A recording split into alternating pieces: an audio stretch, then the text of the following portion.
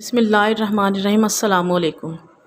کہا جاتا ہے کہ نمرود کی ایک بیٹی تھی جس کا نام رحیمہ تھا، لیکن اسے ربا کے نام سے پکارا جاتا تھا۔ جب نمرود نے حضرت ابراہیم خلیل اللہ علیہ السلام کو آگ میں پھینکا تو اس وقت وہ لڑکی اوپر محل سے یہ منظر دیکھ رہی تھی۔ جب ابراہیم علیہ السلام کو آگ میں نماز ادا کرتے ہوئے دیکھا اور آپ کے ارد گرد بہت گلاب کے پودوں اور درختوں کو دیکھا جن پر پرندے چہچہا رہے تھے، اور دل میں کہنے لگی کہ میرا باپ تو کچھ بھی نہیں ہے، قدرت، عزت اور بادشاہی تو اللہ رب العالمین کی ہے، جو ابراہیم کا رب ہے۔ میرا والا تو جھوٹا اور عاجز ہے، آدمی کو ہلاک کرنے پر بھی قادر نہیں۔ وہ یہ سوچتی ہوئی اکیلی ہی اپنے محل سے نکلی اور اس کے قریب آ گئی۔ اس نے باہر سے حضرت ابراہیم علیہ السلام کو پکارا، اے ابراہیم، کیا آپ کے علاوہ بھی کوئی آپ کے رب کی بارگاہ میں اجازت پا سکتا ہے؟ آپ نے فرمایا، ہاں، وہ شخص جس کا دل میرے رب کے لیے خالص ہو، تو آگ میں اس کا حال بھی اس طرح ہوگا جس طرح میرا حال ہے۔ اس نے کہا کہ میں چاہتی ہوں کہ تمہارے رب کے ساتھ صلح کر لوں۔ آپ نے فرمایا، تو پھر آگ میں داخل ہو جاؤ۔ اس نے آگ میں داخل ہونا چاہا تو ڈر گئی۔ آپ نے فرمایا، ڈرو مت۔ اسی وقت آپ کو حکم ہوا، اے آگ، میری بندی کی حفاظت کر۔ اس کے بعد وہ آگ میں داخل ہو گئی۔ وہ جس جگہ پاؤں رکھتی اللہ کے حکم سے وہاں سے آگ ٹھنڈی ہو جاتی۔ اسی طرح وہ چلتے چلتے حضرت ابراہیم علیہ السلام تک پہنچ گئی اور کہنے لگی، لا الہ الا اللہ ابراہیم خلیل اللہ، میں نے یہ ارادہ کر لیا کہ میں جب تک زندہ رہوں گی آپ کے دین کو نہیں چھوڑوں گی اور اپنے ظالم سرکش والد کو بھی دعوت دوں گی، ہو سکتا ہے کہ وہ میری نصیحت مان لے۔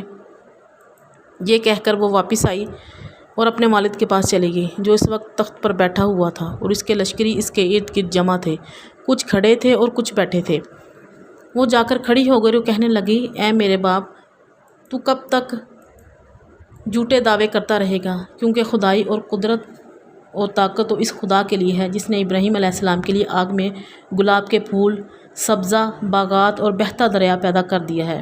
بادشاہی تو اس کی ہے، تیری کیا بادشاہی ہے؟ تو ایک آدمی کو گزند پہنچانے سے بھی عاجز ہے اور اس پر قادر نہیں۔ ساتھ اس نے کلمہ پڑھا، لا الہ الا اللہ ابراہیم رسول اللہ۔ اس کا لعنتی باپ یہ سن کر غصے میں آ گیا اور اسے کہنے لگا، اپنے دین سے پھر جا، اپنی جان پر ظلم نہ کر،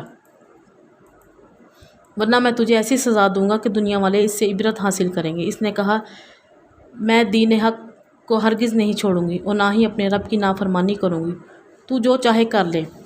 اس نے یہ سن کر اپنے کرندوں کو حکم دیا تو انہوں نے اس کے کپڑے اتار دیے اور اسے پیٹنا شروع کر دیا، لیکن وہ اپنے دین سے نہ پھری۔ پھر نمرود نے اس کے دونوں ہاتھ کاٹ دینے کا حکم دیا۔ اس کے کارندوں نے اس کے دونوں ہاتھ کاٹ دیے، لیکن اس اللہ کی بندی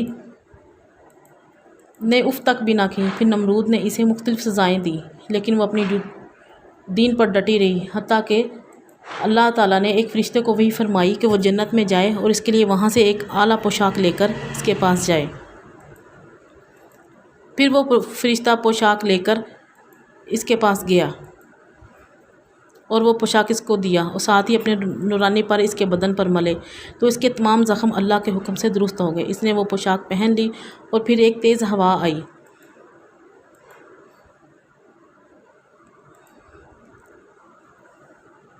اور اسے اڑا کر انجانے مقام پر لے گئی۔